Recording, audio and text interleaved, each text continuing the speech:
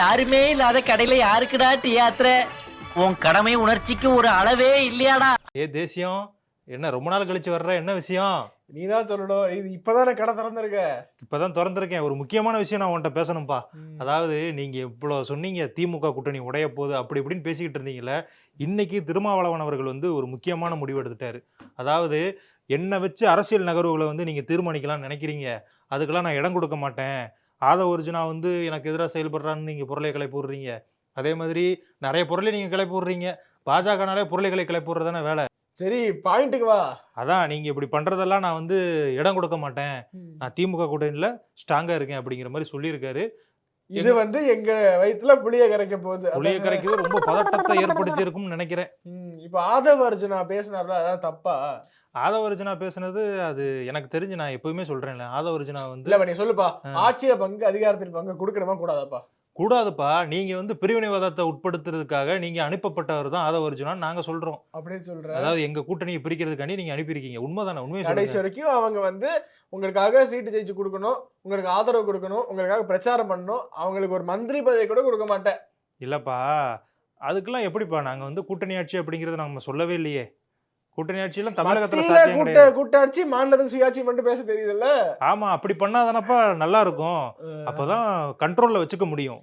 கூட்டாட்சியெல்லாம் கொடுத்தோம்னு வச்சுக்கோயேன், ஒவ்வொரு கூட்டணி ஒவ்வொரு மாதிரி ஆட்சி பண்ணுவாங்க. ஒரு கண்ட்ரோல் இருக்காரு. திடீர்னு அந்த அமைச்சர் சொல்றதை கேட்க மாட்டாங்க. ஆமா, லேக் ஆஃப் கண்ட்ரோல் வந்துரும். என்ன வந்துரும்? Lack of control. கண்ட்ரோல் வந்துரும். சரி, அதை விடு. பாராளுமன்றத்துல என்ன நடக்குது பாத்தியா? பாராளுமன்றத்துல தினம் தினம் உங்களுக்கு தலைவலியை கொடுத்துக்கிட்டு இருக்கோம். அதுதான் இந்தி கூட்டணி. ஏப்பா, உங்க எம்பி எவ்வளவு பேர் போறீங்க? 39 40? 39. 40 இல்லையா? புதுச்சேரி சேர்க்க மாட்டேன். புதுச்சேரியை சேர்த்து 40 எம்பிக்கள் போனோம். சரி, இப்போ என்னத்த பண்ணிட்டீங்க அப்படின்னு கேக்குறாங்க. தினம் தினம் வந்து தமிழகத்தினுடைய கோரிக்கைகளையும் முன் வச்சுக்கிட்டு தான் இருக்கும். நேத்து கூட பாத்தீங்க அப்படின்னா ஒரு மிகப்பெரிய போராட்டம் நடந்துச்சு, தெரியுமா உங்களுக்கு? மிகப்பெரிய போராட்டமா? ஆமா. இங்க இந்த காங்கிரஸ் கட்சிக்காரங்க 4 பேர் தண்டவாளத்துல நின்று போராடினாங்களே, அந்த மாதிரியா? இல்லப்பா, இது வந்து அதாவது ஏதோ ஒரு ஏரியா சொன்னாங்க. ஒரு படிக்கட்டு இருக்குமாமே நம்மளுடைய நாடாளுமன்றத்துல. அங்க இருந்து பழைய நாடாளுமன்றம் வரைக்கும் நடந்து போயிருக்காங்க. நடந்து போயிருக்கீங்க. இன்னொரு முக்கியமான விஷயம், மகாராஷ்டிராக்கு ராகுல் காந்தி அவர்கள் போறாரு. இவிஎம்முக்கு எதிராக, அதாவது இவிஎம் வந்து நீங்க எப்படி எல்லாம் ஹேக் பண்றீங்க, எப்படி எல்லாம் சூழ்ச்சி பண்றீங்க, அதுக்கு எதிராக வந்து ஒரு போராட்டத்தை நடத்த போறாரு. ஓகே. ராகுலுடைய இந்த நடவடிக்கை நான் ஃபேக் நியூஸ் நினைக்கிறேன், அதெல்லாம் செக் பண்ணிக்கோ. இல்லப்பா, உங்களுக்கு ஆதரவான ஒரு ஊடகத்துல தான் போட்டிருந்தாங்க, அதனால தான் நான் சொல்றேன். சரி, ஓகே. போய் நான் என்ன நினைக்கிறேன், இப்ப எலெக்ஷன் கமிஷனோட உங்களுக்கு பிரச்சனை, தேர்தலை புறக்கணிச்சு எலெக்ஷன் கமிஷனுக்கு ஒரு பாடத்தை கற்பிக்கலாம்ல. தேர்தலை புறக்கணிக்க முடியாது. அப்ப பாய்காட் பண்ணிருங்க. பாய்காட்லாம் பண்ண மாட்டோம். இடைத்தேர்தல்னா கூட அதிமுக தான் பாய்காட் பண்ணுமே. எங்க கூட்டணி வந்து பாய்காட் பண்றதே கிடையாது. ஒவ்வொரு ஜனநாயகத்திலையும் எங்களுடைய பங்களிப்பு இருக்கும். அது தோத்தாலும் பரவாயில்ல. அதான், அது டெல்லி எலெக்ஷன் வருதுப்பா. எலெக்ஷன் கமிஷன் அங்க வேலை போயிடுச்சுன்னு நீங்க அதான் சொல்லிட்டு இருக்கீங்களே. இந்த புறக்கணிச்சு தேர்தல் கமிஷனுக்கு ஒரு பாடத்தை போட்டினா இனிமே அவங்க மாதிரி அந்த மாதிரி பண்ண மாட்டாங்கல்ல.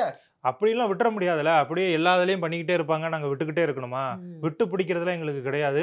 எங்களுடைய ஜனநாயக போர் தொடர்ந்துகிட்டே சரி, இருக்கும். பாராளுமன்றத்துல ஒரு முக்கியமான விஷயம் நேத்துக்கு பேசிட்டு இருந்தாங்க பாத்தியா?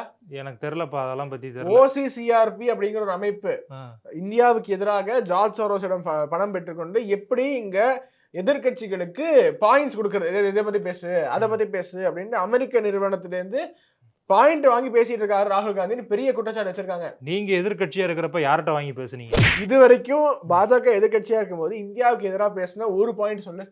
இந்தியாவுக்கு எதிராக பேசல. இந்தியா கூட்டணிக்கு எதிராக பேசிருப்பீங்களா? அப்போ ஒரு கூட்டணி இருந்துச்சுல, இப்ப இந்தியா கூட்டணியா இருக்கு. அப்ப அது வேற கூட்டணியா இருந்திருக்கும். யூபிஏவா? ஆமா, யூபிஏ. அந்த கூட்டணிக்கு எதிராக பேசிருப்பீங்கல்ல. நாங்க தானப்பா இந்தியாவே. நீங்க தான் இந்தியாவே. எப்பா, நீங்க என்ன சொல்லிட்டு இருந்தீங்க? மோடி மட்டுமே இந்தியா கிடையாது அப்படின்னு சொல்லிட்டு இருந்தீங்க. இப்ப நீங்க மட்டும் இந்தியான்னு சொல்றது எப்படிப்பா நியாயம்? சரி விடு. இப்ப அதான், அத பத்தி ஒரு டீடைலான வீடியோ நான் பண்ண போறேன்ப்பா. சோ மக்கள் எல்லாம் அதை பார்த்து ஆதரவு கொடுங்க, அதிகமானவர்களுக்கு ஷேர் பண்ணுங்க. ஸ்டே டியூன் அப்படின்னு சொல்லதான் இந்த ஷோக்கே வந்தேன். நான் கூட ஏதோ செய்தி சொல்ல வந்திருக்கேன், இல்ல டீ குடிக்க வந்திருக்கேன்னு நினைச்சா செல்ஃப் ப்ரமோஷன் பண்றதுக்கு வந்திருக்கேன். இல்லப்பா, அந்த செய்தி எவ்வளவு முக்கியமான செய்தி. உன்னோட ஷோவை பாக்குறதுக்கு எவ்வளவு பேர் இருக்காங்க. உங்க டீ கடைக்கு விரும்பி பாக்குறவங்க, உன்னுடைய ஆதரவாளர்கள், ரசிகர்கள், டீ கடைக்காரனே அப்படின்னு விரும்பி பாசமா கூப்பிடுறாங்கல்ல, அவங்களுக்கு சொல்லணும்ல. அப்பா நீ தான் இப்படி சொல்ற, ஆனா என்ன கமெண்ட்ல வந்து காரி காரி துப்புறாங்க. இல்லப்பா, அதெல்லாம் சும்மா நம்ம ஆட்கள் அப்படி அரச புரசலா பேசிப்பாங்க. மத்தபடி உன் மேல பாசம் இருக்கிறது உண்மைதான்ப்பா. சரி, அது நீ என்னமோ சொல்ற. உன்னோட வீடியோ நிறைய பேர் பாப்பாங்க. அதுக்கு நானே அப்புறம் சரி, வந்த வேலை முடிச்சு நான் கிளம்புறேன். சரி கிளம்பு. விஜய் சாரதி சார் வணக்கம். வணக்கம் தம்பி. என்ன சார் அன்னைக்கு வந்தீங்க, மறுநாள் உங்களுக்கு டீ போட்டு ரெடியா வச்சிருந்தேன். நீங்க என்ன? என்ன நீங்க அன்னைக்கு சொல்லிட்டு இன்னைக்கு தான் இப்போ அட்லீஸ்ட் இப்போவாது கொடுங்க. இல்ல சார், நீங்க தான் ஏதோ வெளியூர் போனீங்கன்னு கேள்விப்பட்டேன். நான் ஊருக்கு போயிருந்தேன். எந்த ஊர் சார்? நான் பாம்பே சொல்லிட்டு தான் போனேன். இன்னைக்கு ஊர்ல இருக்க மாட்டேன் அப்படின்ட்டு சொல்லிட்டு தானே போனேன். அப்புறம் என்ன நிலவரம் அங்கெல்லாம்? எங்க நிலவரம் இருக்கட்டும். நீங்க பாம்பே வர போயிட்டு வந்திருக்கீங்க. என்ன கூட்டணி பேச்சுவார்த்தை எதுவும் இதா சார்? அதெல்லாம் ஒண்ணும் இல்ல. அதான் நேத்தான் பதவியேற்பு விழாலாம் நல்லபடியா நடந்து போச்சுல்ல. நடந்து போச்சு. இருந்தாலுமே கொஞ்சம் நெருடல்கள், மன சங்கடங்கள் இருக்கு. யாருக்கு, உங்களுக்கா? எங்களுக்கு இல்ல சார், உங்க கூட்டணியில தான். எங்க கூட்டணியில என்ன நெருடல் இருக்கு? இல்ல, சொல்லுங்களேன். எங்க கூட்டணினா அதாவது தெளிவா சொல்லுங்க ஐயா. பாஜக கூட்டணி, அப்படி சொல்லுங்க. அது மகா யுதி. ஆமா, அது பரவாயில்ல அது பரவாயில்ல. பாஜக கூட்டணின்னு சொல்லுங்க. என்ன?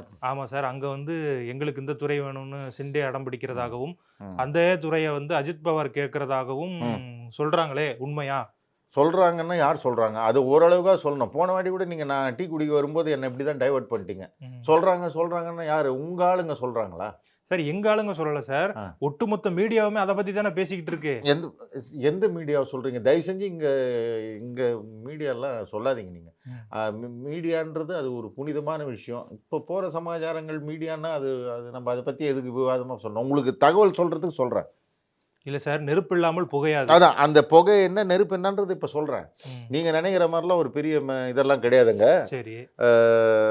என்ன இப்போ என்னன்னு முக்கியமா வந்து இந்த urban development plus revenue home வந்து அவங்க ஏக்நாத் ஷிண்டே அவங்க கேட்குறதா வந்து கேள்வி. பட் ஹோம் ஜென்ரலாகவே பார்த்தீங்கன்னா நண்பா, எல்லா இதுலேயுமே நம்ம ஸ்டேட்லேயுமே வந்து என்றைக்குமே சீஃப் மினிஸ்டர் கிட்ட தான் ஹோம் டிபார்ட்மெண்ட் இருக்கும். ஹோம் அப்படின்னா உள்துறை. உள்துறை வந்து என்றைக்குமே சிஎம் கிட்ட தான் இருக்கும். எல்லா ஸ்டேட்லேயும் அப்படி தான் வச்சுருப்பாங்க.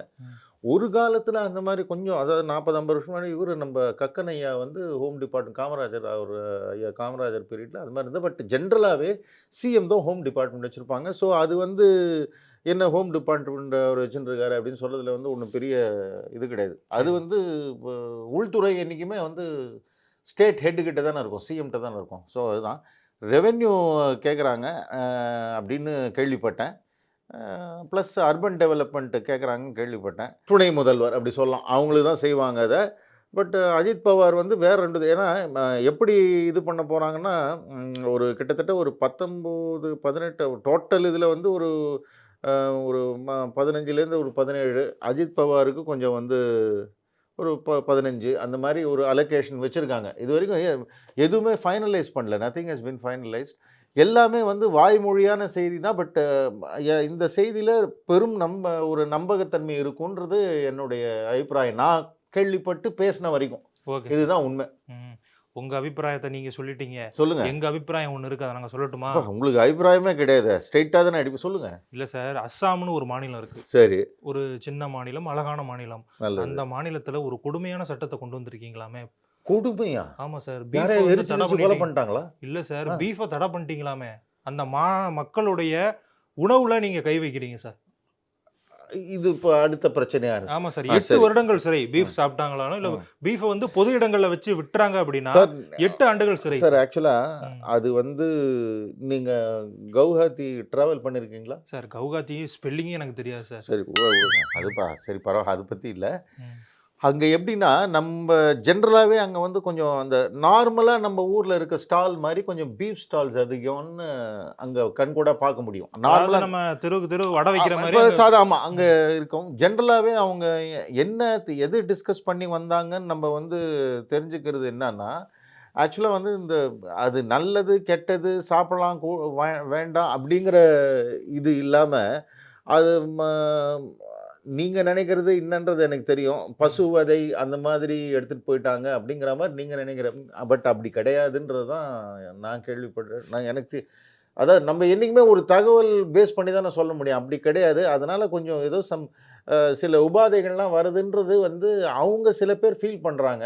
அதை தவிர்த்து இப்போது இது பாஜக ஆளக்கூடிய மாநிலம். அது ஜென்ரலாகவே வந்து பசுன்றது தெய்வமாக வணங்கக்கூடிய ஒரு அந்த சித்தாந்தத்தை நம்புறவங்க. நம்பாதவங்களை பற்றி நமக்கு அந்த பிரச்சனை இல்லை, சாப்பிட்றவங்கள பற்றியும் நமக்கு பிரச்சனை இல்லை. இப்போ தான் சொல்லுவாங்கல்ல, நம்ம தட்டில் என்ன வேணுன்றது நம்ம தான் முடிவு பண்ணோம் அப்படின்ட்டு. அது தாராளமாக முடிவு பண்ணிக்கோங்க, அதை பற்றி இல்லை. இவங்க என்ன சொன்னாங்க, சாப்பிடக்கூடாதுன்னு சொல்ல, நீங்கள் உங்கள் கருத்தை மாற்றிக்கணும். பொது இடத்துல வேணான்றாங்க, அவ்வளோதான். இப்போ நானே வந்து பாத்தீங்க அப்படின்னா பீஃப் சாப்பிட மாட்டேன், சரி எங்க வீட்லயும் சாப்பிட மாட்டாங்க, நம்மகிட்ட அந்த பழக்கமே கிடையாது. சரி. அது வேண்டாம் அப்படிங்கறதா என்னுடைய கருத்தாவும் இருக்கு. ம். அது வந்து அவங்களாவே சாப்பிடாம இருந்துகிட்டா பிரச்சனை இல்லையே. இல்ல நீங்க இப்போ வந்து விற்க கூடாதுன்னு உங்க சொன்னா அது ஒரு பாயிண்ட் நல்ல வரவேற்கத்தக்கது தான். அது யாருமே சாப்பிடக்கூடாதுன்னு சொல்லி யாருமே அடுத்தவங்க நீ இதை சாப்பிடணும் சாப்பிடக்கூடாதுன்னு சொல்லவே இல்லை. ம். இப்போ பொது வெளியில சிகரெட் பிடிக்கக்கூடாதுன்னு சொல்றாங்க. சிகரெட் பிடிக்கிறது என் உரிமைன்னு நீங்க சொல்லுவீங்களா? அப்படி கிடையாதுல்ல. சிகரெட் பிடிக்கிறதுக்கும் பீஃப் சாப்பிட்றதுக்கும் என்ன சார் சம்மந்தம்னா, ஒரு தடை பண்றதுன்னா பொது வெளியில தான், அவ்வளவுதான். பப்ளிக்கா பண்ணாதீங்க. ஸ்மோக்கிங் கூட சொல்றாங்க அந்த மாதிரி. அவ்வளோ அந்த மாதிரி நீங்க அந்த மாதிரி ஒரு கண்ணோட்டத்துல பார்க்கணுன்றது என்னுடைய ஒரு சின்ன ரிக்வெஸ்ட். Okay sir. இன்னும் இது ஒரு பக்கம் இருக்கட்டும் சார். சொல்லுங்க. அதானிக்கும் பாஜகவுக்கும் தொடர்பு இருக்கு அப்படிங்கிறது பட்டவர்த்தனமா தெரிஞ்சு போச்சு. ம். அதானி அவர்கள் மேல நல்ல குற்றச்சாட்டுகள் வைக்கப்படுது. ம். அரசு அதிகாரிகளுக்கு லஞ்சம் கொடுத்ததாகவும் ம். ஒரு குற்றச்சாட்டு வைக்கப்படுது. ம். நேத்து வந்து பாத்தீங்களா எவ்வளவு பெரிய ஒரு டிஃபரெண்டான போராட்டத்தை வந்து காங்கிரஸ் முன்னெடுத்து போயிருக்காங்க. இதை பார்த்து பாஜகவுக்கு ஒரு பதட்டமா இருக்காமே சார். என்ன பதட்டம் இருக்கு? எனக்கு ஒன்றும் புரியல. என்ன பதட்டம்? இல்ல சார், இப்படி ஒரு மிகப்பெரிய போராட்டத்தை முன்னெடுத்திருக்காங்க. சரி, நாடாளுமன்றத்தையே உங்க முடக்கி பதட்டத்தை நான் புரிஞ்சுக்கிறேன். எப்படின்னா, see, அதாவது இண்டி கூட்டணி புழு அந்த எடுத்த போராட்டத்துக்கு அங்க இருக்கிற நம்ம எம்பிக்களே நம்ம தமிழகத்தினுடைய எம்பிக்களே வந்து பெருசா சப்போர்ட் பண்ணல அங்க. அதை தவிர்த்து யார் முக்கியமா வந்து இருக்கணும்னு நினைக்கிறாங்களோ மேடம் மம்தா பானர்ஜி, அவங்க அது சுத்தமா கண்டுக்கவே இல்லை. அதை மமதா பானர்ஜி வந்து இன்னொன்று கூட சமீபத்தில் சொன்ன மாதிரி கேள்வி, இண்டி கூட்டணி தன்னுடைய போக்கை மாற்றிக்கலைன்னா இனிமே அவங்க பெருசாக எதுவும் வெற்றி காண முடியாதுன்னு அவங்க வருத்தப்பட்டு சொன்னதாவே கேள்வி அது. இல்ல சார், வருத்தப்பட்டு சொல்றாங்கல்ல, அவங்க கரெக்டா இருக்கணும்ல. ஒரு மாநிலத்துல கூட்டணியில இருக்கிறாங்க, இன்னொரு மாநிலத்துல கூட்டணி இல்ல, அவங்களுக்கு சாதகமா மட்டும் செயல்பட்டு யாரு ஒரு மாநிலத்தில் கூட்டணி? திரிணாமுல் காங்கிரஸ் வேற எந்த மாநிலத்தில் கூட்டணியில இருக்காங்க? இல்ல சார், கோவால வந்து நான் கூட்டணிக்கு வர்றேன். கோவான்றது ஒரு சின்ன ஒரு இது. அது கட்சியில் என்ன ஆச்சு? ஒன்றும் நடக்கல அது. இப்போ இவங்க தான் இங்க பாருங்க கம்யூனிஸ்டோட கூட்டணின்னுவாங்க, அங்க பார்த்தா கம்யூனிஸ்ட் கேரளால எதிர்த்து நிற்பான். இது ஒரே ஒரு ஒரு பெரிய சர்க்கஸ் மாதிரி இருக்கும். நீங்க வேற என்ன அடுத்தது உங்க இதெல்லாம் நீங்க தான் சொல்லணும். தமிழ்நாட்டில் 2 நாளா என்ன நடந்ததுன்னு ஏதாவது தெரியுமா உங்களுக்கு? ஏதாவது சமாச்சாரம் இருக்கா? மழை பெய்யுது, புயல் அடிக்குது, எல்லாமே நடக்குது சார். ஆனா மக்களை வந்து காப்பாத்துறதுக்கு ஒரு அரணா திமுக அரசு வந்து செயல்பட்டுக்கிட்டு இருக்கு. அதை தான் நான் வந்து உங்களுக்கு சொல்ல விரும்புறேன். அரணா காப்பாத்திருச்சு. ஏதோ திண்டிவனத்தில் ஏதோ ப்ராப்ளம்னு கேள்விப்பட்டேனே. என்ன ப்ராப்ளம்? அதாவது ஏதோ யாரோ முக்கியமான ஒரு பிரமுகர் போய் ஏதோ கொஞ்சம் மனசு கஷ்டப்படுற மாதிரி மக்கள்லாம் நடந்துக்கிட்டாங்க அப்படின்ற மாதிரி ஒரு கேள்வி. அது உண்மையா? இல்ல சார், நீங்க சொல்றது பொன்முடி அவர்களை பத்தி பேசுறீங்கன்னு நான் நினைக்கிறேன். இருக்கலாம். அவர் மேல வந்து சேற்றை வந்து எரிஞ்சிட்டாங்க. அதாவது இந்த பாஜக காரங்கெல்லாம் இருக்காங்கல்ல, அவங்க வந்து ஒரு பிளானை போட்டாங்க. திமுக அரசோட செல்வாக்கு ஏறிக்கிட்டே இருக்கு, இப்படியே போனா 2026ல 234 தொகுதிகளில் அவங்க ஜெயிக்க கூட வாய்ப்பு இருக்கு. ஸோ நம்ம என்ன பண்றது, அவங்களுக்கு வந்து ஒரு களங்கத்தை ஏற்படுத்தணும் அப்படின்ட்டு அவர் போட்டிருந்த அந்த வெள்ளை சட்டையில களங்கத்தை ஏற்படுத்திட்டாங்க. ஆனா அதுல நீங்க பாத்தீங்கன்னா, நான் இல்லை, பட் என்னுடைய நண்பர் ஒருத்தர் மூலியமா கேள்விப்பட்டேன் இந்த மாதிரி போஸ்டர்லாம் கிழிச்சிருக்காங்கன்னு. சார், அது காத்துக்கு கிழிஞ்சிருச்சு சார். காத்து பயங்கரமான சூறாவளி காத்து அடிச்சதுல, அதனால அந்த போஸ்டர்லாம் கிழிஞ்சிருச்சு. அது சார் என்னதான் இருந்தாலும் இப்படி உருட்டுறதுக்குன்னு, ஆனா அத நல்ல விஷயங்கள் கத்துக்கணும்னு சொன்னேன் இல்லையா, உருட்டுறதுக்கு எப்படின்றது உங்ககிட்ட தான் கத்துக்கணும் சார். நான் பேசுறது உண்மை சார். நீங்க ஏன் சார் உருட்டுறீங்க? அதுவும் கத்துக்கணும். தட் இஸ் ஆல்சோ ஒரு ஃபார்ம் ஆஃப் இதுதான் அது. பட் இருந்தாலும் அசாத்தியமான உருட்டா இருக்கு இது.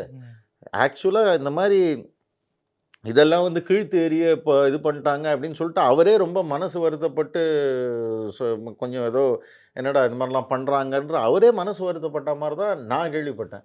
நீங்கள் மாற்றி சொல்கிறீங்க, சூறாவளியில் விழுந்துருச்சு, அதில் விழுந்துருச்சு அப்படின்னு நீங்கள் சொல்கிறீங்க. ஆனால் உண்மை வேறு மாதிரி இருக்குல்ல. அதனால தான் சொன்னேன், தரவுகளோடு பேசினா ரொம்ப சந்தோஷமாக இருக்கும். இல்லைன்னு நான் சொல்ல, இருந்தால் நல்லா இருக்கும் தான் சொல்கிறேன். Okay sir. வேற ஏதாவது நம்ம எங்களை விமர்சிக்கிற மாதிரி ஏதாவது செய்திகள் வச்சிருக்கீங்களா? இங்க வர்ற சின்ன பசங்கலாம் இருக்காங்கல்ல சார், திருப்பி இந்த வார்த்தையை சொல்றீங்க. இல்ல சார், பின்னாடி திராவிடா ஸ்கேஃபன் போட்டு இந்த மாதிரி வந்து பதில் சொல்ல முடியலன்னா உடனே பரவாயில்ல பேசுங்க. இல்ல சார், என்னை விட சின்ன பசங்க அவங்கலாம் சரி வந்து என்னை வந்து குற்றம் சாட்டிக்கிட்டே போவாங்க. யாரு? சின்ன அந்த பசங்க தான். நீங்க ஒரு அனுபவசாலி, எனக்கு கொஞ்சம் ஆறுதலா இருப்பீங்கன்னு பார்த்தா நீங்களுமே என்ன வந்து இப்படி நோஸ் கட் பண்ணி விட்டுறீங்க. இப்போ கூட நான் என்ன சொல்றேன், நான் வந்து ஆறுதல்ல நல்ல ஒரு நட்பு, ஒரு புரிதலோட தான் சொல்றேன்.